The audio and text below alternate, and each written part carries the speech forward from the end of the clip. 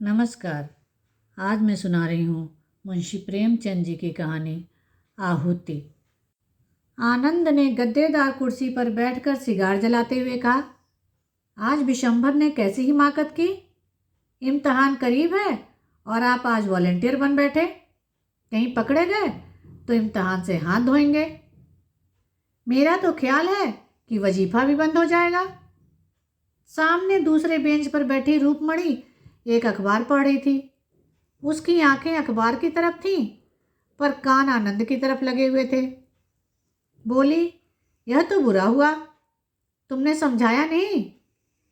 आनंद ने मुंह बनाकर कहा, जब कोई अपने को दूसरा गांधी समझने लगे तो उसे समझाना मुश्किल हो जाता है। वह उल्टे मुझे समझाने लगता है। रूपमणि ने अखबार को समेटकर बालों को संभालते हुए कहा, तुमने मुझे भी नहीं बताया, शायद मैं उसे रोक सकती। आनंद ने कुछ चिढ़कर कहा, तो अभी क्या हुआ? अभी तो शायद कांग्रेस ऑफिस में ही हो, जाकर रोक लो। आनंद और विशंभर दोनों ही यूनिवर्सिटी के विद्यार्थी थे। आनंद के हिस्से में लक्ष्मी भी पड़ी थी और सरस्वती भी। विशंभर फूटी तकदीर लेकर आया था। प्रोफेसरों ने दया करके एक छोटा सा वजीफा दे दिया था, बस यही उसकी जीविका थी। रूपमणि भी साल भर पहले उन्हीं के समकक्ष थी, पर इस साल उसने कॉलेज छोड़ दिया था। स्वास्थ्य कुछ बिगड़ गया था। दोनों युवक कभी कभी उससे मिलने आते रहते थे। आनंद आता था उसका हृदय लेने के लिए, विशंभर आता था यूं ही। जी पढ़ने में न लगता था या घबराता तो उसके पास आकर बैठ जाता था।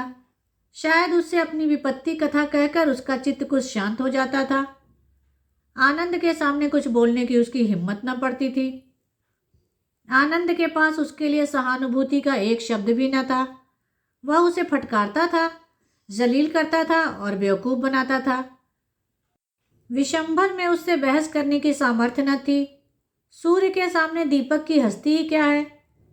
आनंद का उस पर मानसिक आधिपत्य था। जीवन में पहली बार उसने उस आधिपत्य को अस्वीकार किया था और उसी की शिकायत लेकर आनंद रूपमणि के पास आया था।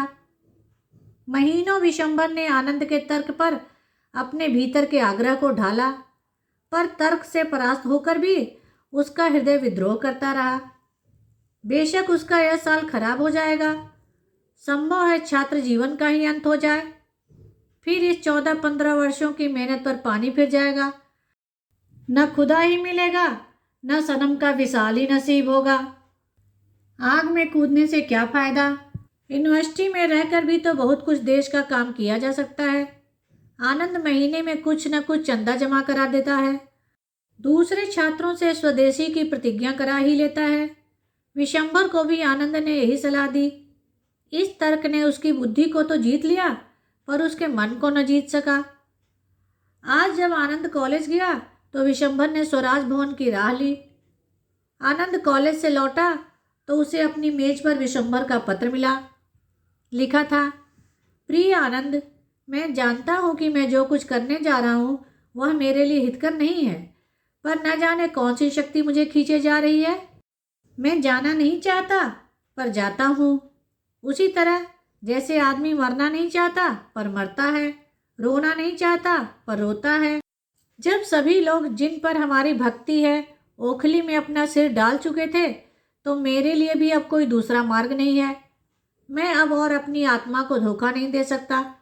यह इज्जत का सवाल है और इज्जत किसी तरह का समझौता नहीं कर सकती। तुम्हारा विशंभर। खत पढ़कर आनंद के जी में आया कि विशंभर को समझाकर लौटा लाए, पर उसकी हिमाकत पर गुस्सा आया और उसी तैश में वह रूपमणि के पास जा पहुंचा। अगर रूपमणि उसकी खुशामद करके कहती, जाकर उसे लौटा लाओ, तो शायद वह चला जाता, पर उसका यह कहना कि मैं उसे रोक लेती उसके लिए असह्य था। उसके जवाब में रोष था, रुखाई थी और शायद कुछ हसद भी था। रूपमणि ने गर्व से उसकी ओर देखा और बोली, अच्छी बात है, मैं जाती हूँ। एक क्षण में उसने डरते डरते पूछा, तुम क्यों नहीं चलते? फिर वही गलती। अगर रूपमणि उसकी खुशामद करके कहती तो आनंद जरूर उसके साथ चला जाता, पर उसके प्रश्न में पहले ही यह भाव छिपा था कि आनंद जाना नहीं चाहता। अभिमानी आनंद इस तरह नहीं जा सकता। उसने उदासीन भाव से कहा, मेरा जाना व्यर्थ है, तुम्हारी बातों का ज्यादा असर होगा। मेरी मेज पर यह खत छोड़ गया था। जब वह आत्मा, कर्तव्य और आदर्श की बड़ी बड़ी बातें सोच रहा है और अपने को भी कोई ऊंचे दर्जे का आदमी समझ रहा है, तो मेरा उस पर कोई असर न होगा। उसने जेब से पत्र निकालकर रूपमणि के सामने रख दिया। इन शब्दों में जो संकेत और व्यंग था, उसने एक क्षण तक रूपमणि को उसकी तरफ देखने न दिया। आनंद के इस निर्दय प्रहार ने उसे आहत सा कर दिया था, पर एक ही क्षण में विद्रोह की एक चिंगारी सी उसके अंदर जा घुसी। उसने स्वच्छंद भाव से पत्र को लेकर पढ़ा सिर्फ आनंद के प्रहार का जवाब देने के लिए, पर पढ़ते पढ़ते उसका चेहरा तेज से कठोर हो गया। गर्दन तन गई, आंखों में उत्सर्ग की लालिच आ गई। उसने मेज पर पत्र रखकर कहा, नहीं, अब मेरा जाना व्यर्थ है। आनंद ने अपनी विजय पर फूल कर कहा, मैंने तो तुमसे पहले ही कह दिया। इस वक्त उसके सिर पर भूत सवार है, उस पर किसी के समझाने का असर न होगा। जब साल भर जेल में चक्की पीस लेंगे और वहां तपेदिक लेकर निकलेंगे, या पुलिस के डंडों से सिर और हाथ पैर तोड़वा लेंगे, तो बुद्धि ठिकाने आएगी। अभी तो जय जयकार और तालियों के स्वप्न देख रहे होंगे। रूपमणि सामने आकाश की ओर देख रही थी। नीले आकाश में एक छाया चित्र सा नजर आ रहा था। दुर्बल, सूखा हुआ, नग्न शरीर, घुटनों तक धोती, चिकना सिर, पोपला मुंह, तप, त्याग और सत्य की सजीव मूर्ति। आनंद ने फिर कहा, अगर मुझे मालूम हो कि मेरे रक्त से देश का उद्धार हो जाएगा, तो मैं आज उसे देने को तैयार हूं। लेकिन मेरे जैसे 150 आदमी निकल ही आए तो क्या होगा? प्राण देने के सिवा और तो प्रत्यक्ष फल नहीं दिखता। रूपमणि अब भी वही छाया चित्र देख रही थी। वही छाया मुस्कुरा रही थी, सरल मनोहर मुस्कान जिसने विश्व को जीत लिया है। आनंद फिर बोला, जिन महाशयों को परीक्षा का भूत सताया करता है, उन्हें देश का उद्धार करने की सूझती है। पूछिए, आप अपना उद्धार तो नहीं कर सकते, देश का क्या उद्धार कीजिएगा? इधर फेल होने से उधर के डंडे फिर भी हल्के हैं। रूपमणि की आंखें आकाश की ओर थीं। छाया चित्र कठोर हो गया था। आनंद ने जैसे चौंक कर कहा, हाँ, अब बड़ी मजेदार फिल्म है, चलती हो? पहले शो में लौट आए। रूपमणि ने जैसे आकाश से नीचे उतर कर कहा, नहीं, मेरा जी नहीं चाहता। आनंद ने धीरे से उसका हाथ पकड़कर कहा, तबीयत तो अच्छी है। रूपमणि ने हाथ छुड़ाने की चेष्टा न की। बोली, हाँ, तबीयत में हुआ क्या है? तो चलती क्यों नहीं? आज जी नहीं चाहता। तो फिर मैं भी ना जाऊंगा। बहुत ही उत्तम, टिकट के रुपए कांग्रेस को दे दो। यह तो टेढ़ी शर्त है, लेकिन मंजूर। कल रसीद मुझे दिखा देना। तुम्हें मुझ पर इतना विश्वास नहीं? आनंद हॉस्टल चला गया। जरा देर बाद रूपमणि स्वराज भवन की ओर चली। रूपमणि स्वराज भवन पहुंची तो स्वयं सेवकों का एक दल विलायती कपड़े के गोदामों को पिकेट करने जा रहा था। विशंभर दल में न था। दूसरा दल शराब की दुकानों पर जाने को तैयार खड़ा था। विशंभर इसमें भी न था। रूपमणि ने मंत्री के पास जाकर कहा, आप बता सकते हैं विशंभर नाथ कहाँ हैं? मंत्री ने पूछा, वही जो आज भर्ती हुए हैं? जी हाँ, वही। बड़ा दिलेर आदमी है, देहातों को तैयार करने का काम लिया है। स्टेशन पहुंच गया होगा। 7 बजे की गाड़ी से जा रहा है। तो अभी स्टेशन पर होंगे?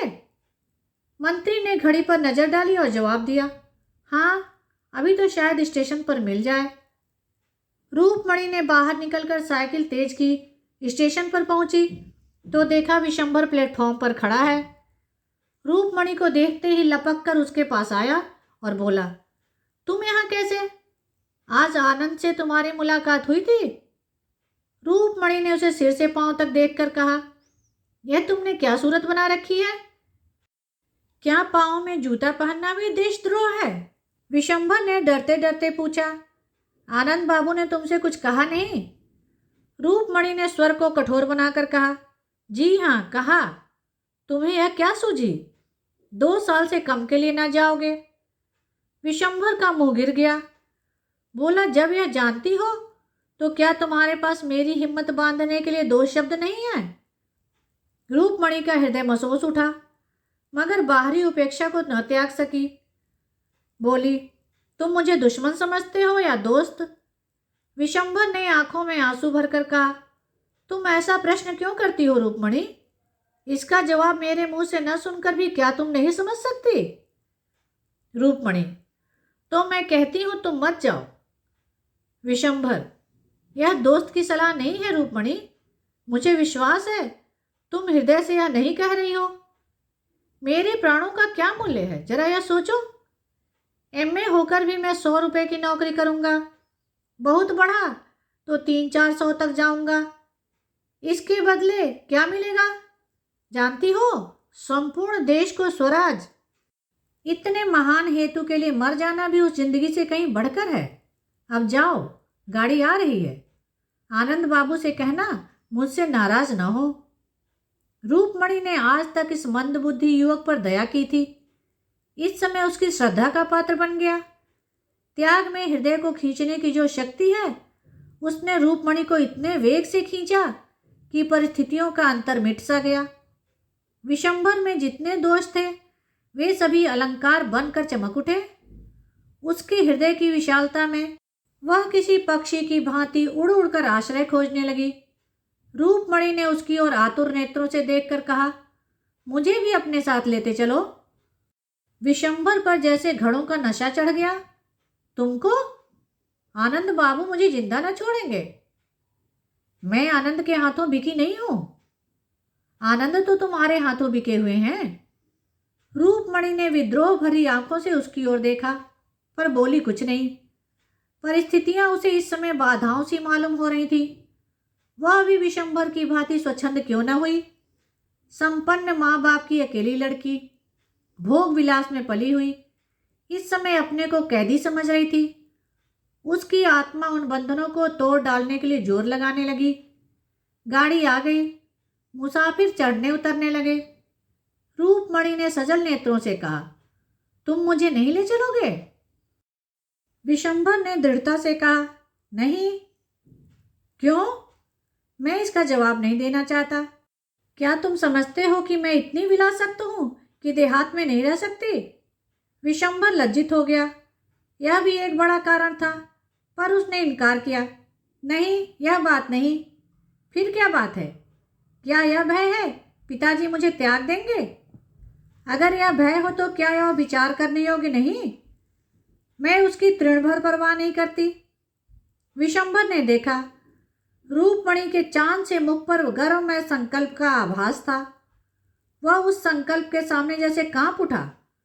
बोला, मेरी यह याचना स्वीकार करो रूपमणि, मैं तुमसे विनती करता हूं। रूपमणि सोचती रही।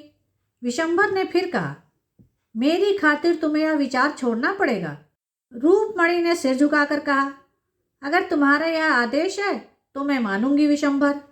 तुम दिल से समझते हो मैं क्षणिक आवेश में आकर इस समय अपने भविष्य को गारत करने जा रही हूँ। मैं तुम्हें दिखा दूंगी, यह मेरा क्षणिक आवेश नहीं है, दृढ़ संकल्प है।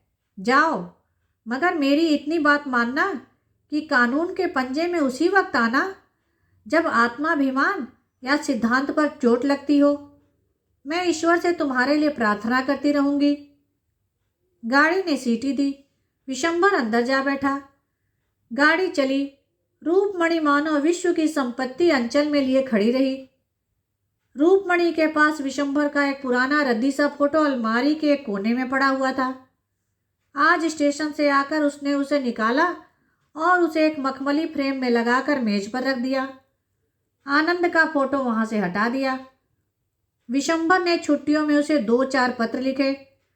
रूपमणि ने उसे पढ़कर एक किनारे डाल दिए थे। आज उसने उन पत्रों को निकाला और उन्हें दोबारा पढ़ा। उन पत्रों में आज कितना रस था। वह बड़ी हिफाजत से राइटिंग बॉक्स में बंद करके रख दिए। दूसरे दिन समाचार पत्र आया तो रूपमणि उस पर टूट पड़ी। विशंभर का नाम देखकर वह गर्व से फूल उठी। दिन में एक बार स्वराज भवन जाना उसका नियम हो गया। जलसों में भी बराबर शरीक होती रही। विलास की चीजें एक एक करके सब फेंक दी गईं। रेशमी साड़ियों की जगह गाढ़े की साड़ियां आईं। चरखा भी आया। वह घंटों बैठी सूत काता करती। उसका सूत दिन दिन बारीक होता जाता था। इसी सूत से वह विशंभर के लिए कुर्ते बनवाएगी। इन दिनों परीक्षा की तैयारियां थीं। आनंद को सिर उठाने की फुर्सत न मिलती। दो एक बार वह रूपमणि के पास आया, पर ज्यादा देर तक नहीं बैठा। शायद रूपमणि की शिथिलता ने उसे बैठने नहीं दिया। एक महीना बीत गया। एक दिन शाम आनंद आया। रूपमणि स्वराज भवन जाने को तैयार थी। आनंद ने भवें सिकोड़ कर कहा, तुमसे तो अब बातें भी मुश्किल है। रूपमणि ने कुर्सी पर बैठकर कहा, तुम्हें भी तो किताबों से छुट्टी नहीं मिलती। आज की कुछ ताजी खबर नहीं मिली? स्वराज भवन में रोज रोज का हाल मालूम हो जाता है। आनंद ने दार्शनिक उदासीनता से कहा, विशंभर ने तो सुना देहातों में खूब शोरगुल मचा रखा है।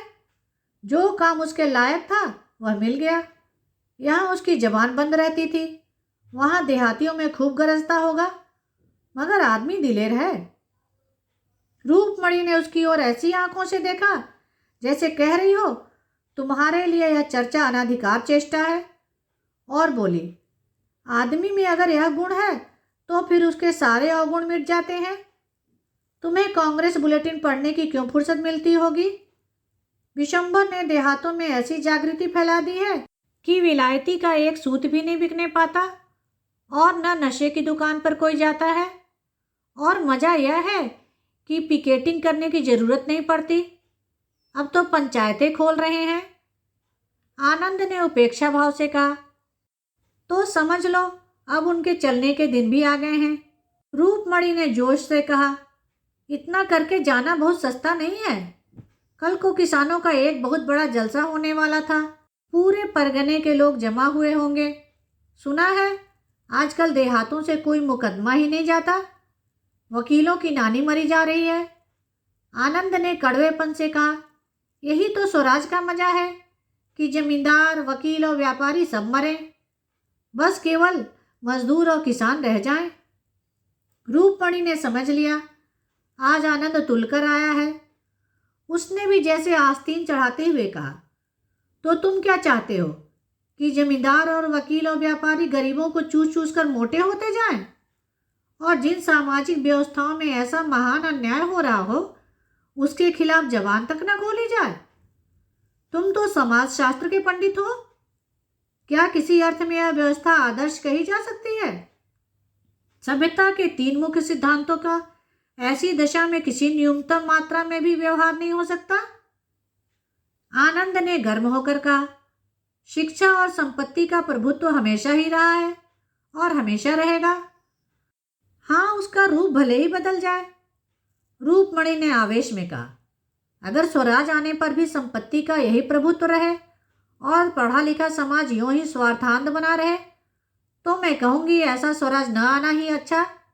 अंग्रेजी महाजनों की धन लोलुपता और शिक्षितों का स्वहित ही आज हमें पीछे डाल रहा है।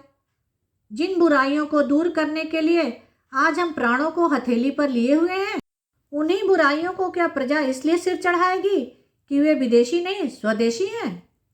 कम से कम मेरे लिए तो स्वराज का यह अर्थ नहीं है जॉन की जगह गोविंद बैठ जाएं। मैं समाज की ऐसी व्यवस्था देखना चाहती हूँ जहाँ कम से कम विषमता को आश्रय न मिल सके। आनंद, यह तुम्हारी निज की कल्पना होगी। रूपमणि, तुमने अभी इस आंदोलन का साहित्य पढ़ा ही नहीं। आनंद, न पढ़ा है न पढ़ना चाहता हूँ। रूपमणि, इससे राष्ट्र की कोई बड़ी हानि न होगी। आनंद, तुम तो जैसे वह रही ही नहीं। बिल्कुल काया पलट हो गई तुम्हारी। सहसा डाकिये ने कांग्रेस बुलेटिन लाकर मेज पर रख दिया। रूपमणि ने अधीर होकर उसे खोला। पहले शीर्षक पर नजर पड़ते ही उसकी आंखों में जैसे नशा छा गया। अज्ञात रूप से गर्दन तन गई और चेहरा एक अलौकिक तेज से दमक उठा। उसने आवेश में खड़ी होकर कहा, विशंभर पकड़ लिए गए और 2 साल की सजा हो गई। आनंद ने विरक्त मन से पूछा, किस मामले में सजा हुई? रूपमणि ने विशंभर के फोटो को अभिमान से आंखों से देखकर कहा, रानीगंज में किसानों की विराट सभा थी, वहीं पकड़ा गया है। आनंद, मैंने तो पहले ही कहा था 2 साल के लिए जाएंगे, जिंदगी खराब कर डाली। रूपमणि ने फटकार बताई, क्या डिग्री ले लेने से ही आदमी का जीवन सफल हो जाता है? सारा ज्ञान, सारा अनुभव पुस्तकों में ही भरा हुआ है। मैं समझती हूँ संसार और मानवीय चरित्र का जितना अनुभव विशंभर को 2 सालों में हो जाएगा, उतना दर्शन और कानून की पोथियों से तुम्हें 200 वर्षों में भी न होगा। अगर शिक्षा का उद्देश्य चरित्र बल मानो तो राष्ट्र संग्राम में मनोबल के जितने साधन हैं, पेट के संग्राम में कभी हो ही नहीं सकते। तुम यह कह सकते हो कि हमारे लिए पेट की चिंता ही बहुत है, हमसे और कुछ हो ही नहीं सकता। हम में न उतना साहस है, न बल है, न धैर्य है, न संगठन, तो मैं मान जाऊंगी। लेकिन जनहित के लिए प्राण देने वालों को बेवकूफ़ बनाना मुझसे नहीं सहा जाता। विशंभर के इशारों पर आज लाखों आदमी सीना खोलकर खड़े हो जाएंगे। तुम में है जनता के सामने खड़े होने का हौसला? जिन लोगों ने तुम्हें पैरों के नीचे कुचल रखा है, जो तुम्हें कुत्तों से भी नीचे समझते हैं, उन्हीं की गुलामी करने के लिए तुम डिग्रियों पर जान दे रहे हो। तुम इसे अपने लिए गौरव की बात समझो, मैं नहीं समझती। आनंद तिलमिला उठा, बोला, तुम तो पक्की क्रांतिकारिणी हो गई हो। रूपमणि ने उसी आवेश में कहा, अगर सच्ची खरी बातों में तुम्हें क्रांति की गंध मिले तो मेरा दोष नहीं। आज विशंभर को बधाई देने के लिए जलसा जरूर होगा, क्या तुम उसमें जाओगी? रूपमणि ने उग्र भाव से कहा, जरूर जाऊंगी, बोलूंगी भी, और कल रानीगंज भी चली जाऊंगी। विशंभर ने जो दीपक जलाया है वह मेरे जीते जी न बुझने पाएगा। आनंद ने डूबते हुए आदमी की तरह तिनके का सहारा लिया। अपनी अम्मा और दादा से पूछ लिया है? पूछ लूंगी, और वह तुम्हें अनुमति भी दे देंगे। सिद्धांत के विषय में अपनी आत्मा का आदेश सर्वोपरि होता है। अच्छा, यह नई बात मालूम हुई। यह कहता हुआ आनंद उठ खड़ा हुआ और बिना हाथ मिलाए कमरे के बाहर निकल गया। उसके पैर इस तरह लड़खड़ा रहे थे कि अब गिरा, अब गिरा। धन्यवाद। मेरे चैनल को लाइक करें, शेयर करें और सब्सक्राइब करें, जिससे सभी कहानियाँ आपको समय पर मिल जाएं।